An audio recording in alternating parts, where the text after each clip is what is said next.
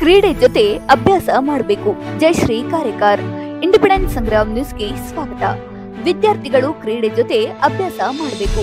ಕ್ರೀಡೆಯಿಂದ ದೈಹಿಕ ಮತ್ತು ಮಾನಸಿಕವಾಗಿ ಆರೋಗ್ಯಕರವಾಗಿ ಮಕ್ಕಳು ಬೆಳೆಯುತ್ತಾರೆ, ದೇಶದ ಉತ್ತಮ ನಾಗರಿಕರಾಗುತ್ತಾರೆ ಎಂದು ಡಿಐಇಟಿ ಪ್ರಾಚಾರ್ಯರಾದ ಜಯಶ್ರೀ ಕಾರೇಕಾರ್ ಅವರು ಕರೆ ನೀಡಿದರು.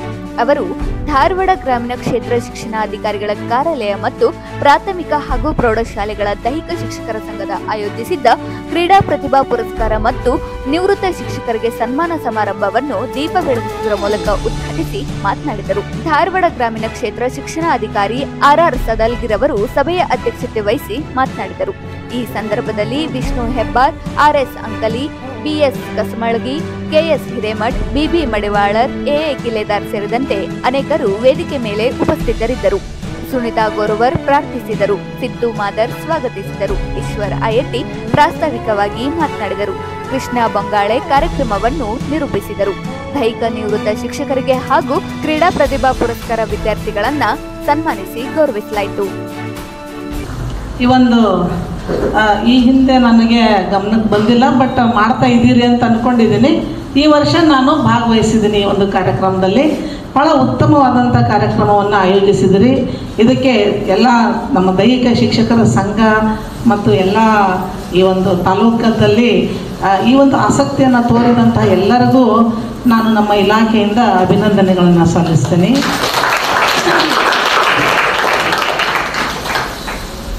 ನೋಡ್ರಿ, ಯಾವಾಗಲೂ ನಾವು ಬಹಳಷ್ಟು ಕಾರ್ಯಕ್ರಮಗಳನ್ನು ಇಲಾಖೆಯಿಂದ ಮಾಡ್ತಾ ಇರ್ತೀವಿ. ಎಲ್ಲಿ ನಾವು ಮಕ್ಕಳಿಗೆ ಸ್ಕೋಪನ್ನು ಕೊಡ್ತೀವಿ, ಕೊಟ್ಟಾಗ ಅವರು ಬಹಳ ಒಳ್ಳೊಳ್ಳೆ ಕೆಲಸಗಳನ್ನು ಮಾಡ್ತಾರೆ, ಗೆದ್ಕೊಂಡು ಬರ್ತಾರೆ, ನಮ್ಮ ಜಿಲ್ಲೆಯ ನಮ್ಮ ರಾಜ್ಯದ ಹೆಸರನ್ನು ತರ್ತಾರೆ. ಅಂಥ ಮಕ್ಕಳಿಗೆ ನಾವು ಪುರಸ್ಕರಿಸಲಿಲ್ಲ, ಸನ್ಮಾನಿಸಲಿಲ್ಲ, ಗುರುತಿಸಲಿಲ್ಲ ಅಂದರೆ ಅವರು ಅಲ್ಲೇ ಅವರು ಒಂದು ಇನ್ನೂ ಏನು ಬೆಳಿಬೇಕಂತಿರ್ತಾ ಇದ್ದಾರೆ, ಆ ಬೆಳವಣಿಗೆ ಕುಂಠಿತವಾಗಿಬಿಡ್ತಾ ಇದೆ. ಅದು ಒಂದಿಷ್ಟು ನಮ್ಮಿಂದ ಆಗ್ತದೆ, ಒಂದಿಷ್ಟು ಪೇರೆಂಟ್ಸ್ಗಳ ಕಡೆಯಿಂದ ಆಗ್ತದೆ. ಅದು ಕುಂಠಿತ ಆಗಬಾರ್ದು. ಒಂದಿಷ್ಟು ಮಕ್ಕಳಿಗೆ ಬರೀ ಶಾಲಾ ಅಭ್ಯಾಸವನ್ನು ಮಾಡೋದ್ರಲ್ಲಿ, ಪಾಠವನ್ನು ಕೇಳಿ ಹೋಮ್ವರ್ಕ್ ಮಾಡೋದ್ರಲ್ಲಿ, ನಾನು ರ್ಯಾಂಕ್ ಬರೋದ್ರಲ್ಲಿ ಕಾಂಪಿಟೇಷನ್ ಇರ್ತದೆ ಅವ್ರಿಗೆ. ಒಂದಿಷ್ಟು ಮಕ್ಕಳಿಗೆ ನಾನು ಆಟೋಟಗಳಲ್ಲಿ ಭಾಳ ಒಳ್ಳೆ ಗಳಿಸ್ಬೇಕು ಹೆಸರನ್ನು ಅಂತ ಇರ್ತದೆ. ಅದು ಇಂಡೋರ್ ಇರ್ಬೋದು, ಔಟ್ಡೋರ್ ಇರ್ಬೋದು, ಹೌದಲ್ಲ? ಇಂಥ ಒಂದು ಏನು ಅವರು ಆಸಕ್ತಿಯನ್ನು ತಳೆದಿರ್ತಾ ಇದ್ದಾರೆ, ಆ ಆಸಕ್ತಿಗೆ ನಾವು ಪುಟವನ್ನು ಕೊಡಬೇಕು, ಸ್ಕೋಪನ್ನು ಕೊಡಬೇಕು, ಅವರಿಗೆ ಪ್ರಚೋದನೆಯನ್ನು ಕೊಡಬೇಕು ಅಂಥ ಕಾರ್ಯವನ್ನು ನಮ್ಮ ಪಾಲಕರು ಮತ್ತು ಶಿಕ್ಷಕರು ಕೂಡಿನೇ ಮಾಡಬೇಕಾಗ್ತದೆ. ಬರೀ ನಮ್ಮ ದೈಹಿಕ ಶಿಕ್ಷಕರೇ ಇದನ್ನು ಮಾಡಬೇಕು ಅಂದರೆ ಆಗೋದಿಲ್ಲ. ದೈಹಿಕ ಶಿಕ್ಷಕರು ಒಬ್ಬರು ಇರ್ತಾರೆ ಒಂದು ಶಾಲೆಗೆ, ಅಲ್ಲ ಎಲ್ಲ ಶಾಲೆಗೂ ಇರ್ತಾರಂತೂ ಇಲ್ಲ. ಆದರೆ ನಮ್ಮ ಪಾಲಕರು ಕೂಡ ತಮ್ಮ ಮಕ್ಕಳ ಸಾಮರ್ಥ್ಯವನ್ನು ಸ್ವಲ್ಪ ಗಮನಿಸ್ಬೇಕು.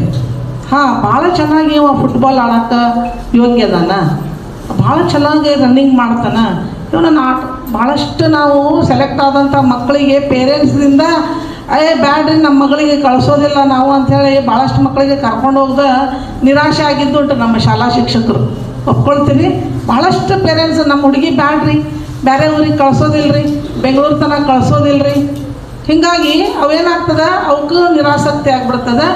ನಮ್ಮ ಶಿಕ್ಷಕರಿಗೂ ಇಷ್ಟೆಲ್ಲ ಒಳ್ಳೆಯ ಒಂದು ಇದನ್ನು ಕೊಟ್ಟು ಅವ್ರಿಗೆ ಆಸಕ್ತಿಯಿಂದ ಪ್ರಾಕ್ಟೀಸ್ ಮಾಡಿಸಿ ಒಂದು ಒಳ್ಳೆಯ ಹೆಸರು ನಮ್ಮ ಶಾಲೆಗೆ ತರಬೇಕು, ಕೀರ್ತಿ ತರಬೇಕು, ನಮ್ಮ ಒಂದು ಜಿಲ್ಲೆಗೆ ಒಂದು ಕೀರ್ತಿ ತರಬೇಕು ಅಂತ ಏನು ಆಸಕ್ತಿ ಅಂತ ಹೇಳಿದಿರ್ತಾರೆ, ಅದು ಕಬರ್ ಹೋಗ್ಬಿಡುತ್ತೆ, ಅಲ್ಲೇ ನಿಂತು ಬಿಡುತ್ತೆ. ಹಂಗಾಗಬಾರ್ದು. ದಯವಿಟ್ಟು ತಮ್ಮಲ್ಲೆಲ್ಲ ವಿನಂತಿಸ್ಕೊಳ್ಳೋದೇನೆಂದರೆ, ಪಾಲಕರು ತಮ್ಮ ತಮ್ಮ ಮಕ್ಕಳಲ್ಲಿ ಇರುವಂತಹ ಶಿಕ್ಷಕರು ಹೇಳ್ತಾರೆ, ನೋಡ್ರಿ ಭಾಳ ಚೆನ್ನಾಗಿ ಇವ ಆಟ ಆಡ್ತಾನೆ, ಚೆಸ್ ಆಡ್ತಾನೆ ರೀ, ಭಾಳ ಚೆನ್ನಾಗಿ ಚೆಸ್ ಆಡ್ತಾನೆ ಅಂತಂದ್ರೆ ನೀವು ಅದಕ್ಕೆ ಸ್ಕೋಪ್ ಕೊಡ್ಬೇಕು. ಬಿಡ್ರಿ, ಏನು ಚೆಸ್ ಆಡಿ ಏನು ಮಾಡೋದೈತೆ, ಅಭ್ಯಾಸ ಮಾಡಿದರೆ ಸಾಕಂತೇಳಿಲ್ಲ, ಎಲ್ಲದ್ರಾಗೂ ಇರ್ಬೇಕು. ಮಕ್ಕಳ ಬಹುಮುಖ ಬೆಳವಣಿಗೆ ಆಗಬೇಕು. ಎಲ್ಲ ಕಡೆಗಳಿಂದ ಅವ ಬೆಳವಣಿಗೆ ಆದಾಗ ಒಬ್ಬ ಉತ್ತಮವಾದಂತಹ ವಿದ್ಯಾರ್ಥಿ ಆಗಕ್ಕೆ ಸಾಧ್ಯ ಆಗ್ತದೆ. ಬರೀ ಆಟ, ಬರೀ ಅಭ್ಯಾಸ ಅಲ್ಲ. ಬರೀ ಆಟ ಆಡೋರು ಒಂದಿಷ್ಟು ಹಂಗೂ ಇದ್ದಾರೆ ನಮ್ಮಲ್ಲಿ. ಮಕ್ಕಳು ಹೆಂಗಿದ್ದಾರೆ ಅಂದರೆ ಬರೀ ಆಟ ಆಡೋಕತ್ತಂದ್ರೆ ಆಟ ಆಡೋದು ಅಭ್ಯಾಸ ಕಡೆಗೆ ಲಕ್ಷಣ ಇರೋದಿಲ್ಲ. ಒಂದಿಷ್ಟು ಮಂದಿ ಅಭ್ಯಾಸ ಮಾಡ್ತಿರ್ತಾರೆ, ಅವ್ರು ಆಟ ಆಡಿ ಬರ್ರಿಪ್ಪ ಅಂತ ಗ್ರೌಂಡಿಗೆ ಕರ್ಕೊಂಡು ಬಂದರು, ಎಲ್ಲರ ಒಂದು ಮೂಲೆ ಹಿಡ್ಕೊಂಡು 3 ಮಂದಿ ಕೂಡ ಮಾತಾಡ್ಕೊಂಡು ಕುಂತು ಬಿಡ್ತಾರೆ. ಹೌದಲ್ಲ? ಭಾಳಷ್ಟು ಅನುಭವಕ್ಕೆ ಬಂದದ್ದು ನಿಮಗೆ. ಹಂಗಾಗ್ಬಾರ್ದು. ಆಟಕ್ಕೆ ಬಿಟ್ಟಾಗ ಆ ಒಂದು ಅವಧಿಯನ್ನು ನಾವು ಬಳಸ್ಕೊಳ್ಬೇಕು. ನೋಡ್ರಿ, ಸದೃಢವಾದಂಥ ದೇಹದಲ್ಲಿ ಒಂದು ಉತ್ತಮವಾದಂಥ ಮನಸ್ಸು, ಬ್ರೈನು ಇರ್ತದೆ, ಹೌದಲ್ಲ? ಏನು ಹೇಳ್ತಾರೆ ಇಂಗ್ಲೀಷ್ನಲ್ಲಿ? ಸೌಂಡ್ ಮೈಂಡಿನ ಸೌಂಡ್ ಬಾಡಿ, ಹೌದಲ್ಲ? ಉತ್ತಮವಾದಂಥ ದೈಹಿಕ ಆರೋಗ್ಯ ಬೇಕು. ದೈಹಿಕ ಆರೋಗ್ಯದ ಸಲುವಾಗಿ ಇವತ್ತು ನಾವು ಶಾಲೆಗಳಲ್ಲಿ ಉತ್ತಮವಾದಂತಹ ನಾವು ಊಟದ ವ್ಯವಸ್ಥೆಯನ್ನು ಮಾಡಿದ್ದೀವಿ. ಹಾಲು ಕೊಡ್ತಾ ಇದ್ದೀವಿ, ಚಿಕ್ಕಿ ಕೊಡ್ತಾ ಇದ್ದೀವಿ, ಮೊಟ್ಟೆ ಕೊಡ್ತಾ ಇದ್ದೀವಿ. ಇದೆಲ್ಲ ಎದಕ್ಕೆ? ಎಲ್ಲ ನ್ಯೂಟ್ರಿಷನ್ ಮಕ್ಕಳಲ್ಲಿ ಬರಲಿ, ಒಳ್ಳೆಯ ದೈಹಿಕ ದಾರ್ಢ್ಯವನ್ನು ಪಡೀಲಿ, ಹೌದಲ್ಲ? ಒಬ್ಬರನ್ನ ಚಂದ ಕೂತಿರ ನೋಡ್ರಿ, ಒಬ್ಬರನ್ನ ನೀಟಾಗಿ ನೋಡ್ರಿ. ನಮ್ಮ ಬೆನ್ನೆಲುಬು ನಿಮಗೆ ಯೋಗ ಹೇಳುವಾಗ, ಪ್ರಾಣಾಯಾಮ ಹೇಳುವಾಗ ಸರ್ ಹೇಳ್ಕೊಟ್ಟಾರ, ನಿಮಗೆ ಶಿಕ್ಷಕರೆಲ್ಲ ಹೇಳ್ಕೊಟ್ರೆ ಬೆನ್ನೆಲುಬು ಎಲ್ಲಿವರೆಗೂ ನೆಟ್ಟಗಿರ್ತದ ಅಲ್ಲಿವರೆಗೂ ಜಲ್ದಿ ಮುಪ್ಪು ಬರೋದಿಲ್ಲ ಅಂತೇಳಿ ಹೇಳ್ಯಾರ. ಹಾಂ, ಮತ್ತು ಯಾವಾಗಲೂ ಕೂತಾಗ ನೀಟಾಗಿ ನೆಟ್ಟಗೆ ಕೊಡಬೇಕು. ಗಂಡು ಹುಡುಗರು ನೋಡ್ರಿ ಬರೀ ಆಟ ಆಡಕ್ಕೆ ಹೋಗ್ತೀರಿ. ಇವತ್ತು ನಾನು SLC ಒಂದು 3ನೇ ಹಂತದ ಪರೀಕ್ಷಾ ವೀಕ್ಷಣೆಗಂತ ಹೋಗಿದ್ದೆ. ಅಲ್ಲಿ ನೋಡಿದ್ರೆ ಒಂದೊಂದು ಬ್ಲಾಕ್ ಒಳಗೆ 24ರಾಗ 4 ಮಂದಿ ಹುಡುಗಿಯರದಾರ, 20 ಹುಡುಗರದಾರ. ಇದು ಒಂದು ಭಾಳ ಶೋಚನೀಯ ಸಂಗತಿ. ಅದಕ್ಕೆ ನಮ್ಮ ಎಲ್ಲರಲ್ಲೂ ಕಳಕಳಿಯಿಂದ ಕೇಳ್ಕೊಳ್ಳೋದು, ನಮ್ಮ ಹುಡುಗರು ಬರೀ ಹೊರಗೆ ಸೈಕಲ್ ತೊಗೊಂಡು ಆಟ ಆಡೋದು ಬೇಡ, ಶಾಲೆಗೂ ಕೂಡಲಿ. ಅದಕ್ಕೆ ಪೇರೆಂಟ್ಸ್ ಭಾಳ ಮುಖ್ಯವಾಗಿ ಕೈ ಜೋಡಿಸ್ಬೇಕು. ನಮ್ಮ ಹುಡುಗ ಸಾಲಿಗೆ ಹೊಂಟಾನಿಲ್ಲೋ, ನಮ್ಮ ಹುಡುಗ ಸಾಲಿಗೆ ಹೋದ್ಮೇಲೆ ಅಭ್ಯಾಸ ಮಾಡತ್ತಾನಿಲ್ಲೋ. ಅಭ್ಯಾಸ ಮಾಡೋದಂದ್ರೆ ಬರೀ ಮನ್ಯಾಗ ಕೂತ್ಕೊಂಡು ಬರೆದು ಇಡೋದಲ್ಲ. ಅದು ಬರಾಕತ್ತೈತಿಲ್ಲ, ಟೀಚರ್ ಹೇಳಿದ ಲೆಕ್ಕ ಬರ್ತೈತಿಲ್ಲ, ಓದಕ್ಕೆ ಬರ್ತೈತಿಲ್ಲ, ಬರೆಯಕ್ಕೆ ಬರ್ತೈತಿಲ್ಲ. ಟೀಚರ್ ಹೇಳುವಾಗ ಲಕ್ಷ್ಯ ಕೊಡ್ತಾನೆ ಇಲ್ಲ. ಸ್ವಲ್ಪ ಟೀಚರ್ಸಿಗೆ ಮಾತಾಡಿಸ್ಬೇಕು ಪೇರೆಂಟ್ಸು, ಸ್ವಲ್ಪ ಹೋಗ್ಬೇಕು ಶಾಲೆ ಕಡೆಗೆ. ನೋಡ್ರಿ, ವರ್ಷದಾಗ 2 ಸಲ ನಾವು ಮೀಟಿಂಗ್ ಕರೆದಿರ್ತೀವಿ.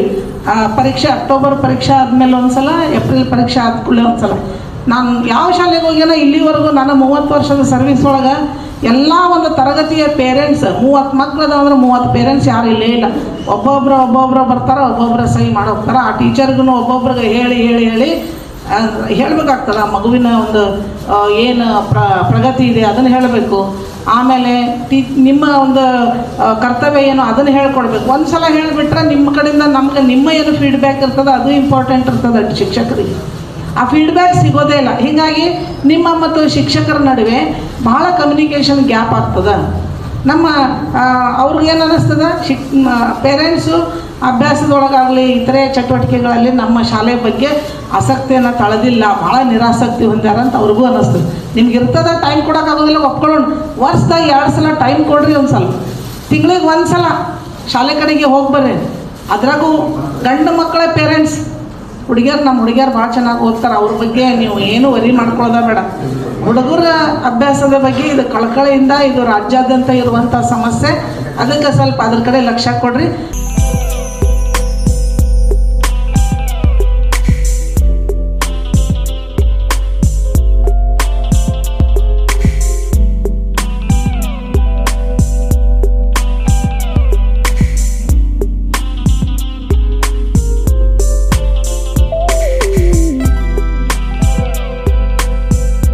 ಈ ಒಂದು ವರ್ಷದ ಕ್ರೀಡಾಕೂಟದಲ್ಲಿ ನಮ್ಮ ಜಿಲ್ಲೆಯಿಂದ ಹತ್ತತ್ರ 150ಕ್ಕಿಂತ ಹೆಚ್ಚು ವಿದ್ಯಾರ್ಥಿಗಳು ಈ ವರ್ಷ ರಾಜ್ಯ ಮಟ್ಟದಿಂದ ರಾಷ್ಟ್ರ ಮಟ್ಟಕ್ಕೆ ಹೋಗಿದ್ದಾರೆ. ಅದರಲ್ಲಿ ಧಾರವಾಡ ಗ್ರಾಮೀಣದಿಂದ ಫುಟ್ಬಾಲಲ್ಲಿ 2, ಅದು ಸರ್ಕಾರಿ ಶಾಲೆಯ ಕೆಲಕೇರಿ GHPS ಕೆಲಕೇರಿ ಹಾಗೂ GHPS ತಿಮ್ಮಾಪುರದ 2 ಹುಡುಗಿಯರು. ವಿಶೇಷವಾಗಿ ಸಾಮಾನ್ಯವಾಗಿ ಹುಡುಗಿಯರು ಫುಟ್ಬಾಲ್ ಆಡುವುದೇ ಇಲ್ಲ, ಆದರೆ ಕಳೆದ 4 ವರ್ಷದಿಂದ ಪ್ರಾರಂಭ ಆದ ನಂತರ ಈ ಒಂದು ಪಂದ್ಯಾಟದಲ್ಲಿ NGOದ ಒಂದು ಪ್ರೋತ್ಸಾಹದಿಂದ ವಿಶೇಷವಾಗಿ 2 ಕ್ರೀಡಾಪಟುಗಳು ಆ್ಯಕ್ಚುಲಿ ಅಕ್ಟೋಬರ್ದಲ್ಲಿ ನಡೆಯುವಂತಹ ಒಂದು ಪಂದ್ಯಾಟ ನಂತರ ಹಂತದ ಫೆಬ್ರವರಿಯಲ್ಲಿ ಆಯಿತು. ಇದರಲ್ಲಿ ಭಾಗವಹಿಸಿದಂತಹ ಕ್ರೀಡಾಪಟುಗಳೇ ವಿಜೇತರಾದ, ರಾಜ್ಯ ಮಟ್ಟದಲ್ಲಿ ವಿಜೇತರಾಗಿ ರಾಷ್ಟ್ರ ಮಟ್ಟದಲ್ಲಿ ಭಾಗವಹಿಸಿದಂತಹ ವಿದ್ಯಾರ್ಥಿಗಳು. ಹಾಗೂ ಟೈಕ್ವಾಂಡೋದಲ್ಲೂ ವಿಶೇಷವಾಗಿ ಸರ್ಕಾರಿ ಶಾಲೆಯ ವಿದ್ಯಾರ್ಥಿನೇ ಕೂಡ ಪ್ರಭುದೇವ ಇರ್ಬೋದು, ಬೇರೆ ನಮ್ಮ ಬೌದ್ಧಾರ ಶಾಲೆಯ ವಿದ್ಯಾರ್ಥಿಗಳಿರ್ಬೋದು. ಹೀಗೆ ಈ ಎಲ್ಲ ಮತ್ತು ರಾಜ್ಯ ಮಟ್ಟದಲ್ಲಿ ಭಾಗವಹಿಸಿದಂಥ ಎಲ್ಲ ಕ್ರೀಡಾಪಟುಗಳಿಗೆ ವಿಶೇಷವಾಗಿ ನಾನು ಅಭಿನಂದಿಸ್ತೇನೆ. ಸಾಮಾನ್ಯವಾಗಿ SSLCಯಲ್ಲಿರ್ಬೋದು, PUCಯಲ್ಲಿರ್ಬೋದು ರ್ಯಾಂಕ್ ಪಡೆದಂತಹ ವಿದ್ಯಾರ್ಥಿಗಳಿಗೆ ಸನ್ಮಾನಿಸಿಬಿಡ್ತಾರೆ. ಆದರೆ ಕ್ರೀಡೆಯಲ್ಲಿ ವಿಜೇತರಾದಂತಹ ಕ್ರೀಡಾಪಟುಗಳಿಗೆ ಅಭಿನಂದಿಸುವಂತಹ ಕಾರ್ಯಕ್ರಮ ತುಂಬ ಕಡಿಮೆ. ಅದನ್ನು ಈ ಒಂದು ಕ್ಷೇತ್ರ ಶಿಕ್ಷಣಾಧಿಕಾರಿ ಕಾರ್ಯಾಲಯದ ಮೂಲಕ ನಮ್ಮ ಎಲ್ಲ ದೈಹಿಕ ಶಿಕ್ಷಣ ಶಿಕ್ಷಕರ ಸಂಘದವರು ಮಾಡ್ತಾ ಇರುವಂಥದ್ದು ಬಹಳ ಉತ್ತಮವಾದಂಥ ಕಾರ್ಯವನ್ನು ಮಾಡ್ತಾ ಇದ್ದೀರಿ. ಇದನ್ನು ಪ್ರತಿ ವರ್ಷ ಮುಂದುವರಿಸಿ ನಮ್ಮ ಜಿಲ್ಲೆಯಲ್ಲೂ ಮಾಡಬೇಕು ಅಂತ ಹಂಬಲ ಇದೆ. ಆದರೆ ಅದು ಕಾರ್ಯಗತ ಆಗಲಿ ಈ ವರ್ಷ ಮಾಡಬೇಕು ಅನ್ನುವಂಥದ್ದನ್ನು ನಿಮ್ಮ ಪ್ರೇರಣೆಯಿಂದ ನಾನು ಮಾಡ್ತೀನಿ ಅನ್ನುವಂತಹ ಒಂದು ಆಶಂಸೆಯನ್ನು ಕೊಡ್ತೀನಿ. ಕ್ರೀಡಾಪಟುಗಳು ಹೋಗಿದ್ದೀರಿ, ನಿಜವಾಗ್ಲೂ ಸನ್ಮಾನ ಕಾರ್ಯಕ್ರಮವನ್ನು ಸರ್ ಹೇಳಿದಾಗೆ ಪ್ರಪ್ರಥಮ ಬಾರಿ ಅಂದರೆ ಇರ್ತದೆ, ಭಾಳ ರೇರ್. ಏನು SLC ವಿದ್ಯಾರ್ಥಿಗಳಿಗೆ ರ್ಯಾಂಕ್ ಬಂದವರಿಗೆ ನಾವು ಸನ್ಮಾನ ಮಾಡಿಬಿಡ್ತೇವೆ, ಬಟ್ ಇವರಿಗೆ ಮಾಡೋದು ಕಡಿಮೆ ಅನ್ನೋದು ಸಹಜವಾಗಿರ್ತಕ್ಕಂಥ ಎಲ್ಲರ ಮಾತುಗಳು ಹೌದು, ಅದ್ರ ಜೊತೆಗೆ ನಂದು ಹೌದು. ಆದರೆ ನಮ್ಮ ಧಾರವಾಡ ಗ್ರಾಮೀಣದಲ್ಲಿ ಇವತ್ತು ಸನ್ಮಾನ ಕಾರ್ಯಕ್ರಮ ಹಮ್ಮಿಕೊಂಡಿರೋದು ವಿಶೇಷ. ಅದು ಮತ್ತು ದೈಹಿಕ ಶಿಕ್ಷಕರ ನಿವೃತ್ತಿ ಕಾರ್ಯಕ್ರಮವನ್ನು ಈ ಒಂದು ವೇದಿಕೆಯಲ್ಲಿ ಹಮ್ಮಿಕೊಂಡಿರ್ತಕ್ಕಂಥ ಒಂದು ವಿಶೇಷವಾಗಿ ದೈಹಿಕ ಶಿಕ್ಷಣ ಸಂಘದಿಂದ ಹಮ್ಮಿಕೊಂಡಿರ್ತಕ್ಕಂಥದ್ದು ಮತ್ತು ನಮ್ಮ ಇಲಾಖೆಯೂ ಸಹಕಾರ ಕೊಟ್ಟಿರ್ತಕ್ಕಂಥದ್ದು ತುಂಬ ಖುಷಿ ಇರ್ತಕ್ಕಂಥ ವಿಷಯ. ನಾವು ಖಾಲಿ ಊಟ ಮಾಡಬೇಕಾದ್ರೆ ರೊಟ್ಟಿ ಅಷ್ಟೇ ತಿನ್ನಲಿಕ್ಕೆ ಸಾಧ್ಯನಾ? ಯಾರಾದರೂ ಹೇಳ್ತೀರಿ ವಿದ್ಯಾರ್ಥಿ ಖಾಲಿ ರೊಟ್ಟಿ ಅಷ್ಟೇ ತಿನ್ನಬೇಕು, ಮತ್ತೇನು ತಿನ್ನಬಾರ್ದು? ಊಟಕ್ಕೆ ರೊಟ್ಟಿ ಕೊಟ್ಟು ತಿಂತೀರಿ? ಇಲ್ಲ, ಅನ್ನ ಅಷ್ಟೇ ಊಟ ಮಾಡ್ಬೇಕು. ರೊಟ್ಟಿ ಪಲ್ಯ ಏನು ಬಾಜಿ ಸಾರು ಏನೂ ಇಲ್ಲ, ಮಾಡಲಿಕ್ಕೆ ಸಾಧ್ಯನಾ? ಹಾಗೆಯೇ ಏನಂದರೆ ನಮ್ಗೆ ರೊಟ್ಟಿ ಜೊತೆಗೆ ಬಾಜಿ, ನೆಕ್ಸ್ಟು ಪಲ್ಯ, ವೈವಿಧ್ಯವಾಗಿರ್ತಕ್ಕಂಥ ಚಟ್ನಿ, ಮತ್ತು ಅದ್ರ ಜೊತೆಗೆ ಸಲಾಡ್ ಎಲ್ಲ ಹಿಡ್ಕೊಂಡು ಊಟ ಮಾಡಿದರೆ ತುಂಬ ರುಚಿ ಆಗ್ತದಿಲ್ಲ ಎಲ್ಲ. ಅನ್ನದ ಜೊತೆಗೆ ಸಾರು, ಸಾಂಬಾರ, ವೈವಿಧ್ಯಮಯ ಪಲ್ಯ ಇದ್ದರೆ ಒಳ್ಳೆ ಊಟ ಹೋಗ್ತದೆ. ಹಾಗೆಯೇ ಶಾಲೆಯಲ್ಲಿ ಖಾಲಿ ಅಭ್ಯಾಸ ಅಷ್ಟೇ ಮಾಡಬಾರ್ದು, ಅದ್ರ ಜೊತೆಗೆ ಏನು ಕ್ರೀಡೆ ಇದ್ದರೆ ಒಳ್ಳೆ ರುಚಿ ಬರ್ತದೆ. ನನಗೆ ಒಂದು ಗಮನಕ್ಕೆ ಬರ್ತದೆ, ಏನಂತ ಹೇಳಿದರೆ ಒಬ್ಬ ಡಾಕ್ಟರ್ ಇದ್ರಂತೆ, ಡಾಕ್ಟರ್ ಮಗನು ಡಾಕ್ಟರ್ ಆಗಲಿಕ್ಕೆ ಚೆನ್ನಾಗಿ ಓದಿಸ್ತಾ ಇದ್ರು. ಅವನಿಗೆ ಮನೆಯಲ್ಲಿ ಸಿಕ್ಕಾಪಟ್ಟಿ ದುಡ್ಡಿತ್ತು. ಡಾಕ್ಟರ ಒಬ್ಬ ಪೇಷಂಟ್ ನೋಡಿದ ತಕ್ಷಣ ದುಡ್ಡು ಬರೋದು, ಸಾಕಷ್ಟು ದುಡ್ಡು ಇರೋದ್ರಿಂದ ಅವ್ರು ಏನು ಮಾಡಿದರು, ಒಳಗಡೆ ಕೂತ್ಕೊಂಡು ಓದಿಸಿದರು. ಬೆಳಿಬೇಕಾದ್ರೆ ಕಾರ್ ಇರ್ತಿತ್ತು, ಕಾರಿಗೆ ಹೋಗಿ ಬಿಟ್ಟು ಬರ್ತಿದ್ರು, ಓದ್ತಿದ್ದ, ಮತ್ತು ಮನೆಗೆ ಹೋಗ್ತಿದ್ದ, ಮನೆ ಬಂದ ತಕ್ಷಣವೇ ಮತ್ತು ಶಾಲೆಗೆ ಹೋಗ್ತಿದ್ದ, ಓದ್ತಿದ್ದ. ಹೀಗೆ PUC ಬಂತು, ತಮಗೆಲ್ಲ ಗೊತ್ತಿದೆ, ನೀಟ್ ಎಕ್ಸಾಮು ಎಕ್ಸಾಮು ಎಲ್ಲ ಓದಿ ಅವ ಬರೇ ಪುಸ್ತಕ ಬಿಟ್ಟರೆ ಏನೂ ಓದಲೇ ಇಲ್ಲ ಜೀವನದಲ್ಲಿ. ಆಮೇಲೆ ಡಾಕ್ಟ್ರ್ ಆಗೋದು ಅಷ್ಟೆಲ್ಲ ಓದಿದ್ಮೇಲೆ ಡಾಕ್ಟ್ರ್ ಆಗಲೇಬೇಕಲ್ಲ. ಆಮೇಲೆ ದುಡ್ಡು ಇತ್ತು, ಒಂದು ಹಾಸ್ಪಿಟ್ಲ್ ತೆಗೆದ್ರು, ಆಯಿತು. ಅವನ ಜೀವನದಲ್ಲಿ ಮದುವೆ ಆಯಿತು, ಮಕ್ಕಳಾಯಿತು, ಒಳಗೆ ಇದ್ದ. ಮತ್ತು ಡಾಕ್ಟ್ರ್ ಅಂದಮೇಲೆ ಹೊರ ತಿರುಗಾಡೋದು ಭಾಳ ಕಷ್ಟ. ಪೇಷಂಟ್ ನೋಡೋದು, ಅಲ್ಲೇ ಊಟ ಮಾಡೋದು, ಅಲ್ಲೇ ಮಲಗೋದು, ಅದು ಮನೆ ಒಳಗೇ ಡಾಕ್ಟ್ರಿಗೆ ಇತ್ತು. ಆಮೇಲೆ ಒಂದು ವಯಸ್ಸಾಯಿತು, ಸತ್ತೋಗಿತ್ತು, ಮುಗೀತು. ಅವನ ಜೀವನದೊಳಗೆ ಏನೂ ಕಾಣಲಿಲ್ಲ. ನಾವೇನು ತಿಳ್ಕೊತೇವೆ, ಬಹಳ ಶಬಾಷ್ಗಿರಿ ಕೊಡ್ತೇವೆ, ಇಲ್ಲರಿ ನನ್ನ ಮಗ ಡಾಕ್ಟ್ರ್ ಓದ್ಯಾನೆ, ನನ್ನ ಮಗ ಹಾಗಾಗಿದ್ದಾನೆ, ಆದರೆ ಜೀವನದಾಗ ಏನೂ ಕಂಡುಕೊಂಡಿಲ್ಲ. ಸಾಧ್ಯ ಆಗ್ತದೆ? ಈಗ ನೋಡ್ರಿ, ನಿಮ್ಮ ಆಟದೊಳಗೆ ಒಳ್ಳೆ ನಾವೆಲ್ಲ ಸಣ್ಣ ಇರಬೇಕಾದ್ರೆ ಚಿನ್ನಿಗೋಲು ಆಟ ಆಡಿ ಕಬಡ್ಡಿ ಆಟ ಆಡಿ ಖೋ ಆಟ ಆಡಿ ಎಲ್ಲಿ ಇರ್ತಿದ್ವೋ, ಯಾವಾಗ ಮನೆಗೆ ಬರ್ತಿದ್ವೋ ದೇವರೇ ಬಲ್ಲ. ನಮ್ಮ ಹುಡ್ಕೊಂಡು ಬರ್ತಿದ್ರು ಎಲ್ಲರೂ. ನಾವು ಹಾಗಲ್ಲ, ನಮ್ಮ ಮಗಳು ಎಲ್ಲದಾರೆ, ನಮ್ಮ ಮಕ್ಕಳು ಎಲ್ಲದಾರೆ ಹುಡ್ಕೊಂಡು ನಾವು ಹೋಗ್ತಾ ಇರ್ತೇವೆ. ಅಷ್ಟೊಂದು ರುಚಿ ಅನುಭವಿಸಿರ್ತಕ್ಕಂಥ ಜೀವನ. ಹಾಗೆಯೇ ತಾವೆಲ್ಲ ಏನು ಕ್ರೀಡಾಪಟುಗಳು ಅದೀರಿ, ಚೆನ್ನಾಗಿರ್ತಕ್ಕಂಥ ಈ ಜೀವನದೊಳಗೆ ಏನು ಎಲ್ಲವನ್ನು ಅನುಭವಿಸುವಂಥ ಒಂದು ಕಾಲ ಇದೆ. ಒಂದು ತಾವೆಲ್ಲ ಅನುಭವಿಸ್ರಿ. ಈ ಸಮಾರಂಭದ ಮುಖ್ಯ 2 ವಿಷಯಗಳು. ಮೊದಲೇ ವಿಷಯ ಮಕ್ಕಳ ಪುರಸ್ಕಾರ ಮತ್ತು ನಿವೃತ್ತಿ ಶಿಕ್ಷಕರ ಸನ್ಮಾನ. ಈ ಮುಖ್ಯ 2 ವಿಷಯಗಳ ಮೇಲೆ ಈ ಸಮಾರಂಭವನ್ನು ನಾವು ಸಂಘಟಿಸಲಾಗಿದೆ. ಈ ಸಮಾರಂಭದಲ್ಲಿ ಸಾರ್ವಜನಿಕ ಶಿಕ್ಷಣ ಇಲಾಖೆ ನಮ್ಮ ದೈಹಿಕ ಶಿಕ್ಷಣದ ಒಂದು ಉನ್ನತವಾದಂಥ ಮಟ್ಟಕ್ಕೆ ತೆಗೆದು ಹೋಗುವಂಥ ಒಂದು ಚಿಂತನೆ ಮಾಡಬೇಕಾದಂಥ ಅವಶ್ಯಕತೆ ಇದೆ. ಈ ದೈಹಿಕ ಶಿಕ್ಷಣ ಕೇವಲ ದೈಹಿಕ ಚಟುವಟಿಕೆ ಮಾತ್ರ ಕಲಿಸೋದಿಲ್ಲ. ಮೊದಲಿಗಾಗಿ ನಾವು ದೈಹಿಕವಾದಂಥ ಚಟುವಟಿಕೆಗಳನ್ನು ನಾವು ಕೊಟ್ಟಾಗ ಮಾತ್ರ ಮನಸ್ಸು ದೃಢವಾಗಿರ್ತದೆ. ಇಲಾಖೆ ಏನು ತಿಳ್ಕೊಂಡೈತಿ, ಮನಸ್ಸನ್ನು ಸಿದ್ಧ ಮಾಡಿದ್ರೆ ಸದೃಢವಾಗಿ ನಾವು ಮಾಡಿದ್ರೆ ಮನಸ್ಸು, ಆವಾಗ ದೇಹ ಸದೃಢವಾಗುತ್ತೆ ಅಂತ ತಿಳ್ಕೊಂಡೈತಿ. ಇದರ ಉಲ್ಟಾ ನಮ್ಮ ದೈಹಿಕ ಶಿಕ್ಷಣ ಹೆಂಗೈತಪ್ಪ ಅಂತಂದ್ರೆ ಎಲ್ಲಿವರೆಗೆ ದೈಹಿಕವಾಗಿ ನಾವು ಸದೃಢವಾಗುವುದಿಲ್ಲ ಅಲ್ಲಿವರೆಗೆ ಆತ್ಮದ ಅಥವಾ ಬುದ್ಧಿ ಮಟ್ಟ ವೃದ್ಧಿಯಾಗುವುದಿಲ್ಲ. ಆದ ಸಲುವಾಗಿ ಈ ದೈಹಿಕ ಶಿಕ್ಷಕರಿಗೆ ಶಿಕ್ಷಣದ ಒಂದು ದೈಹಿಕ ಶಿಕ್ಷಣ ಕ್ಷೇತ್ರದ ಒಂದು ಚಿಂತನೆ ಮಾಡಿ ಇದಕ್ಕೆ ಒಂದು ಸ್ಥಾನಮಾನ ಮತ್ತು ಇದಕ್ಕೊಂದು ವಿಷಯವಾಗಿ ಪರೀಕ್ಷಾ ವಿಷಯವಾಗಿ ಮಾಡಲು ಪ್ರಯತ್ನ ಮಾಡಬೇಕೆಂದು ನನ್ನಲ್ಲಿ ಈ ವೇದಿಕೆ ಮೂಲಕವಾಗಿ ನಾನು ವಿನಂತಿಸಿಕೊಳ್ತೇನೆ. ಎರಡನೇದಾಗಿ ದೈಹಿಕ ಶಿಕ್ಷಣದಲ್ಲಿ ಕೆಲವೊಂದು ಗುಣಗಾನಗಳಿವೆ. ಆ ಗುಣಗಾನಗಳು ನಿಮ್ಮ ಮುಂದೆ ಇಡಲು ನಾನು ಬಯಸುತ್ತೇನೆ. ಅದ್ಭುತವಾದ ಶಕ್ತಿಯನ್ನು ಹೊಂದಿರುವನು ಮತ್ತು ಪಾಠವನ್ನು ಬೋಧಿಸಿದರೆ ಸರಸ್ವತಿಯಂತೆ, ಸಮವಸ್ತ್ರ ಧರಿಸಿದರೆ ಶಿಸ್ತಿನ ಸಿಪಾಯಿಯಂತೆ, ಕ್ರೀಡಾ ಮೈದಾನಕ್ಕಿಳಿದರೆ ನಿಷ್ಪಾಕ್ಷವಾದಂಥ ನಿರ್ಣಯ ಮತ್ತು ನಿರ್ಣಯ ಕೊಟ್ಟರೆ ನ್ಯಾಯಾಧೀಶರಂತೆ, ತರಬೇತಿ ನೀಡಿದರೆ ದ್ರೋಣಾಚಾರ್ಯನಂತೆ, ಪ್ರಥಮ ಚಿಕಿತ್ಸೆ ನೀಡಿದರೆ ವೈದ್ಯರಂತೆ, ಆಜ್ಞೆ ಕೊಟ್ಟರೆ ಗಡುಗುವ ಮಿಂಚಿನಂತೆ, ಆಸನ ಕಲಿಸುವವನು ಯೋಗಿಯಂತೆ, ಭಾರ ಎತ್ತಿದರೆ ಹನುಮನಂತೆ, ವೇಗವಾಗಿ ಓಡಿದರೆ ಜಿಂಕೆಯಂತೆ, ನೀರಿನಲ್ಲಿ ಈಜಿದರೆ ಮೇನಿನಂತೆ, ಕುಸ್ತಿ ಹಿಡಿದಾಗ ಬಲಶಾಲಿಯಂತೆ. ಇಷ್ಟೊಂದು ಅದ್ಭುತವಾದ ಶಕ್ತಿಯನ್ನು ಹೊಂದಿರುವ ದೈಹಿಕ ಶಿಕ್ಷಕರು ಯಾವುದೇ ವಿಷಯಗಳಲ್ಲಿ ಕಡಿಮೆ ಇಲ್ಲ ಎಂಬುದನ್ನು ಈ ಎಲ್ಲ ನಿರ್ದೇಶನಗಳು ತಮಗೆ ತಿಳಿಸುತ್ತವೆ. ನನ್ನದಲ್ಲ ಲೋಕದಲ್ಲಿ ನನ್ನವರು ಹುಡುಕಾಟ, ನನ್ನದಲ್ಲದ ಲೋಕದಲ್ಲಿ ನನ್ನವರ ಹುಡುಕಾಟ, ಸ್ವಾರ್ಥದ ಸಂಬಂಧಗಳ ಜೊತೆಗೆ ಭಾವನೆಗಳ ಮಾರಾಟ, ಕೋಪದ ಮಾತುಗಳು ಹಿಂದೆ ಕಾಳಜಿ ಇರುತ್ತದೆ, ಬಣ್ಣ ಬಣ್ಣದ ಮಾತುಗಳಲ್ಲಿ ಸ್ವಂತ ಒಂದು ಸ್ವಾರ್ಥವಿರುತ್ತದೆ. ಗುರು ತಂದೆ ತಾಯಿಗಳ ಮಾತುಗಳನ್ನು ಜೀವನದಲ್ಲಿ ಯಾವತ್ತೂ ಬೆಲೆ ಕೊಟ್ಟವ ಮೋಸ ಹೋಗುವುದಿಲ್ಲ. ಲಿಂಗದಲ್ಲಿ ಕಠಿಣ ಉಂಟೆ,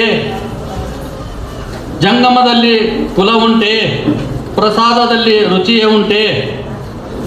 ಅಂದರೆ ಜಂಗಮ ಕಲ್ಲಿನಲ್ಲಿ ಕಠಿಣತೆ ಅನ್ನೋದು ಕಾಂತೇನೋ ಮಾತ್ರ ಅಲ್ಲೇ ಕಠಿಣತೆ ಅನ್ನೋದು ಇರುವುದಿಲ್ಲ, ಅಲ್ಲೇ ಮೃದುವಾದಂಥ ಒಂದು ಬೋಧನೆ ಇರುತ್ತದೆ. ಜಂಗಮದಲ್ಲಿ ಜಾತಿ ಭೇದ ಭಾವ ಎಲ್ಲ ಇರುವುದಿಲ್ಲ. ಪ್ರಸಾದದಲ್ಲಿ ರುಚಿ ಅನ್ನೋಂಥದ್ದು ಇರೋದಿಲ್ಲ. ಕೈ ಆಯಿತು ಸಿಹಿ ಆಯ್ತು ಅನ್ನೋದು ಅವ್ನು ಸ್ವೀಕಾರ ಹೆಂಗೆ ಮಾಡ್ಕೊತಾನೆ, ಯಾವ ರೀತಿ ಭಾವನೆಯಿಂದ ಸ್ವೀಕಾರ ಮಾಡ್ಕೊತಾನೆ ಆ ರೀತಿ ಅವನ ಪ್ರಸಾದ ಆ ರುಚಿ ಕೊಡುತ್ತದೆ. ಈ ತ್ರಿವಿಧದಲ್ಲಿ ಭೇದದ ಅನುಭವಗಳು ಇರುವುದಿಲ್ಲ ಎಂಬ ಕೂಡಲ ಸಂಗಮದ ಮಾತುಗಳು ನಿಮ್ಮ ಮುಂದೆ ಇಟ್ಟಿರ್ತೇನೆ. ಮತ್ತೊಂದು ಕಾಣದಂತೆ ಮತ್ತೊಂದು ಕೇಳದಂತೆ ನಮ್ಮ ಶರಣರ ಪಾದವಲ್ಲದೆ ಅನ್ಯ ವಿಷಯ ಕೇಳಿಸದಂತೆ ಇರಸಯ್ಯ ಕೂಡಲ ಸಂಗಮ ದೇವ ಎಂದು ಹೇಳುತ್ತಾ ನನ್ನ ಮಾತುಗಳನ್ನು ಮುಗಿಸುತ್ತೇನೆ. ಇವತ್ತು ನಾವು ಮಕ್ಕಳಿಗೆ, ನಾನು ಒಬ್ಬ ಸಂಘದ ಅಧ್ಯಕ್ಷನಾಗಿ ಇಲ್ಲಿ ಎಲ್ಲ ವಿವಿಧ ಸಂಘದ ಅಧ್ಯಕ್ಷರುಗಳಿದ್ದೀರಿ, ಮಾನ್ಯ ಕ್ಷೇತ್ರ ಶಿಕ್ಷಣಾಧಿಕಾರಿಗಳಿದ್ದಾರೆ, ದೈಹಿಕ ಶಿಕ್ಷಣಾಧಿಕಾರಿಗಳಿದ್ದೀರಿ. ತಾವೆಲ್ಲರಿಗೂ ನಮಸ್ಕಾರವನ್ನು ಸಲ್ಲಿಸುತ್ತಾ ಎಲ್ಲ ಸಂಘಟನೆ ಸಂಗಾತಿಗಳಿಗೂ ಕೂಡ ನಮಸ್ಕಾರ ಸಲ್ಲಿಸುತ್ತಾ ನಾವು ಪ್ರತಿಭಾ ಪುರಸ್ಕಾರವನ್ನು ಮಾಡ್ತೀವಿ. ಅದೇ ರೀತಿಯಾದಂಥ ದೈಹಿಕ ಶಿಕ್ಷಕ ಸಂಘದಿಂದ ಕೂಡ ಒಂದು ಒಳ್ಳೆಯ ಪ್ರತಿಭಾ ಪುರಸ್ಕಾರ ಕಾರ್ಯಕ್ರಮವನ್ನು ಅಥವಾ ಕ್ರೀಡಾಪಟುಗಳಿಗೆ ಪುರಸ್ಕಾರ ಮಾಡುವಂಥ ಕಾರ್ಯಕ್ರಮವನ್ನು ಇಟ್ಕೊಂಡಿದ್ದು ಭಾಳ ಸಂತೋಷದ ವಿಷಯ ಅನ್ನುವಂಥ ಮಾತನ್ನು ಹೇಳ್ತೇನೆ. ಇದೆಲ್ಲ ಇಲಾಖೆಯವರು ಮಾಡಬೇಕಾದಂಥ ಕಾರ್ಯಕ್ರಮ.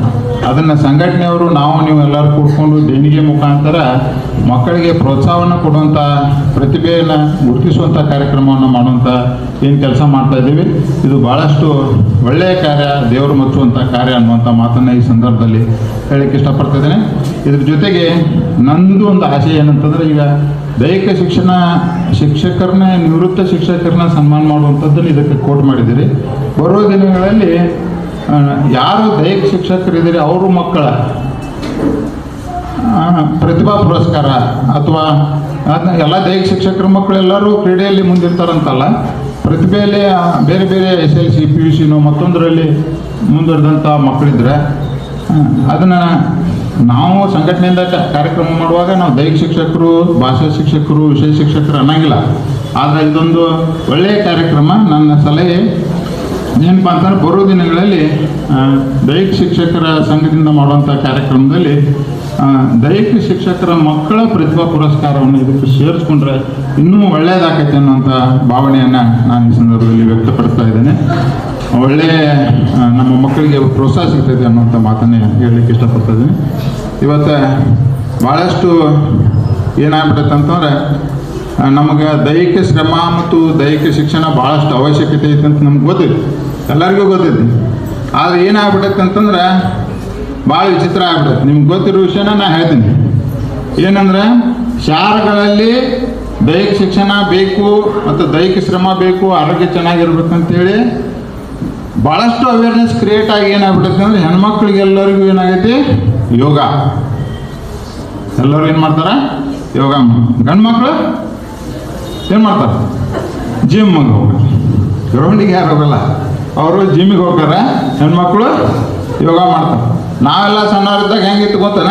ಹಳ್ಳಿಯಾಗೆಲ್ಲ ಸಂಗ್ರಾಮ ಕಲ್ಲಿರ್ತದು, ಭಾಳ ದೊಡ್ಡ ದೊಡ್ಡ ಇದೇನೋ ಆಟೋಟ ಮಾಡೋದು, ಸರ್ಗರಿ ಮಾಡೋದು ಇಂಥವೆಲ್ಲ ಇದ್ದವು. ಈಗ ಹಳ್ಳಿಯನವ್ರಿಗೆಲ್ಲ ಯುವಕರಿಗೆ ಏನಾಗ್ಬಿಡುತ್ತೆ ಅಂದರೆ ಯಾವ ಕ್ರೀಡೆಗೆ ಭಾಳ ಉತ್ಸಾಹ ಆಗೈತೆ ಅಂತಂದ್ರೆ ಟಗರು ಮೇಯಿಸೋದು.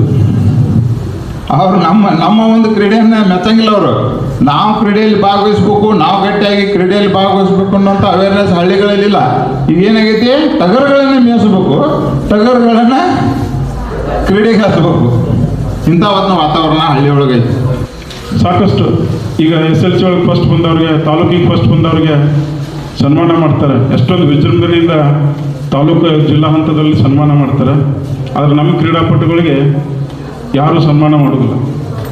ನಾವೇ ದೈಹಿಕ ಶಿಕ್ಷಕರು ಎಲ್ಲರೂ ಕೂಡಿಕೊಂಡು ಒಂದು ಸಭೆಯನ್ನು ಮಾಡಿಕೊಂಡು, ಸರ್ ಇನ್ನು ಹೆಂಗೆ ಮಾಡೋಣ, ಏನು ಮಾಡೋಣ, ಇದು ನಮ್ಮ ಕ್ರೀಡಾಪಟುಗಳು ಇಷ್ಟೊಂದು ಜನ ಹೆಚ್ಚಿನ ಸಂಖ್ಯೆಯಲ್ಲಿ ರಾಜ್ಯ ಮಟ್ಟಕ್ಕೆ ಹೋಗಿದ್ದಾರೆ, ಅವ್ರಿಗೊಂದು ಗೌರವ ನಾವರ ಎಷ್ಟೋ ಶಾಲೆ ಒಳಗೆ ರಾಜ್ಯ ಮಟ್ಟಕ್ಕೆ ಹೋದಂಥವ್ರು ವೇದಿಕೆ ಮೇಲೆ ಕರೆದ ಇವತ್ತಿನ ದಿವಸ ನಮ್ಮ ಮಕ್ಕಳು ಭಾಗವಹಿಸ್ಯಾರ ಅಂತೇಳಿ ಒಂದು ಅಭಿನಂದನೆಗಳನ್ನು ಹೇಳದೇ ಇರ್ತಕ್ಕಂಥ ಎಷ್ಟೋ ಶಾಲೆಗಳಿದಾವೆ. ತಿಳ್ಕೊಡ್ರಿ ಇದನ್ನು ನೀವು ದಯವಿಟ್ಟು ಅಲ್ಲಿ ಮಾತಾಡೋರು. ಆ ಒಂದು ನೋವಿನಿಂದ ನಾವೆಲ್ಲರೂ ಕೂಡಿಕೊಂಡು, ಅಧಿಕಾರಿ ವರ್ಗದವರು ಕೂಡಿಕೊಂಡು, ಎಲ್ಲ ಸಂಘದ ಪದಾಧಿಕಾರಿಗಳನ್ನು ಕೂಡಿಕೊಂಡು, ಎಲ್ಲರೂ ಕೂಡಿಕೊಂಡು ನಮ್ಮ ಮಕ್ಕಳಿಗೆ ನಾವೊಂದು ಗೌರವ ಕೊಡೋಣ ಅಂತಕ್ಕಂಥ ಒಂದು ಕಾರ್ಯಕ್ರಮವನ್ನು ನಮ್ಮ ತಾಲೂಕಿನಲ್ಲಿ ಇಡೀ ಎಲ್ಲರೂ ಕೂಡಿಕೊಂಡು ಒಂದು ಮಾಡಿಕೊಂಡಾಗ ಈ ಒಂದು ಕಾರ್ಯಕ್ರಮ 3ನೇ ಬಾರಿಗೆ ಇದು ನಡೀತದೋ ನಡೀದಿಲ್ಲೋ ಅಂತ ಸಂದರ್ಭದಲ್ಲಿ ಇವತ್ತಿನ ದಿವಸ ನಡೀಲಿಕ್ಕೆ ಇದರೊಳಗೆ ನಿವೃತ್ತರಾಗಿರ್ತಕ್ಕಂಥವ್ರನ್ನ ಸೆಪ್ಟೆಂಬರ್ 5ನೇ ತಾರೀಕಿಗೆ ಇಲಾಖೆಯಿಂದ ಗುರುತಿಸಿ ಅವ್ರನ್ನ ಸನ್ಮಾನ ಮಾಡ್ತಾರೆ. ಆದರೆ ನಾವು ಕೂಡ ನಮ್ಮ ದೈಹಿಕ ಶಿಕ್ಷಕರನ್ನು ಮಾಡೋಣ ಅಂತಕ್ಕಂಥ ಒಂದು ಆಶಾಭಾವನೆಯನ್ನು ಇಟ್ಟುಕೊಂಡು ಸರ್ವರ ಒಂದು ಒಮ್ಮತದಿಂದ ನಾವು ಹಿರಿಯರಾಗಿರ್ತಕ್ಕಂಥ ನಿವೃತ್ತರಾಗಿರ್ತಕ್ಕಂಥ ಎಲ್ಲ ಗುರುವರ್ಯರನ್ನ, ದೈಹಿಕ ಶಿಕ್ಷಕರನ್ನ ಈ ಕಾರ್ಯಕ್ರಮದಲ್ಲಿ ಸನ್ಮಾನ ಮಾಡೋಣ ಅಂತಕ್ಕಂಥ ಒಂದು ತೀರ್ಮಾನವನ್ನು ನಾವೆಲ್ಲರೂ ತಗೊಂಡಿವಿ. ಯಾಕಂದರೆ ನಾವೆಲ್ಲ ಹೇಳ್ತೀವಿ, ಮನೆಗೆ ಮೊದಲೇ ಮಗ ಹುಟ್ಟಬಾರ್ದಂಥ ಭಾಷಣದಲ್ಲಿ ಮನೆಯ ಭಾಷಣಕಾರ ಆಗಿರಬಾರ್ದು. ಸರ್ ನೋಡಿದಾಗ ಬಹುಶಃ ಪ್ರೀತಿ ಇಲ್ಲದ ಮೇಲೆ ಮೋಡ ಕಟ್ಟಿತು ಹೇಗೆ, ಮಳೆ ಆದೀತು ಹೇಗೆ, ಇದರೆಗೆ ಹಚ್ಚ ಹಸುರಿನ ಬಚ್ಚೆ ಮಳೆ ಡೋರಿತು ಹೇಗೆ ಅಂತ ಹೇಳ್ತೀವಿ. ನೀವು ನೋಡ್ತೀರಿಲ್ಲ, ಪ್ರೀತಿ ಇಲ್ದಿದ್ರೆ ಯಾವುದೂ ಆಗೋದಿಲ್ಲ ಅಂತ. ಪ್ರೀತಿ ಐತೆ ಅಂತ ಶಿಕ್ಷಕರು ನಿಮ್ಮನ್ನು ತಯಾರು ಮಾಡ್ಯಾರು. ಪ್ರೀತಿ ಐತೆ ಅಂತ ನೀವು ರಾಜ್ಯ ಮಟ್ಟಕ್ಕೆ ಫಸ್ಟ್ ಬಂದಿರಿ, ಮತ್ತು ರಾಜ್ಯ ಮಟ್ಟದೊಳಗೆ ಭಾಗವಹಿಸಿರಿ, ಮತ್ತು ನ್ಯಾಷನಲ್ ಮಟ್ಟದಲ್ಲಿ ಭಾಗವಹಿಸಿರಿ. ಪ್ರೀತಿ ಐತೆ ಅಂತ IIT ಸರ್ ಕರೆದಾಗ ಇಷ್ಟೆಲ್ಲ ಜನ ಬಂದರು, ಮತ್ತು ಇಷ್ಟೆಲ್ಲ ಜನರನ್ನವರು ಕರೆದಾರ. ಸೊ ಎಲ್ಲರನ್ನೂ ಕೂಡಿಸಿ ಒಂದು ಸಂಘ ಅಂತಲ್ಲ, ನಮ್ಮ ಪ್ರಾಥಮಿಕ ಶಾಲೆ ಇರ್ಬೋದು, ಪ್ರೌಢಶಾಲೆ ಇರಬೇಕು, ದೈಹಿಕ ಶಿಕ್ಷಕರ ಸಂಘ, ಎಲ್ಲ ಸಂಘದ ಪದಾಧಿಕಾರಿಗಳನ್ನು ಸೇರಿಸಿ ಇಂಥ ಒಂದು ಸುಂದರ ಕಾರ್ಯಕ್ರಮವನ್ನು ದೈಹಿಕ ಶಿಕ್ಷಣ ಸಂಘದವರು ನಮ್ಮ IIT ಅವರ ಅಧ್ಯಕ್ಷತೆಯಲ್ಲಿ ಸಂಘಟನೆ ಮಾಡ್ಯಾರ. ಸೊ ಇಲಾಖೆ ವತಿಯಿಂದ ಪ್ರಪ್ರಥಮವಾಗಿ ಅವರಿಗೆ ಹೃತ್ಪೂರ್ವಕ ಧನ್ಯವಾದಗಳನ್ನು ಅರ್ಪಿಸ್ತಾರೆ.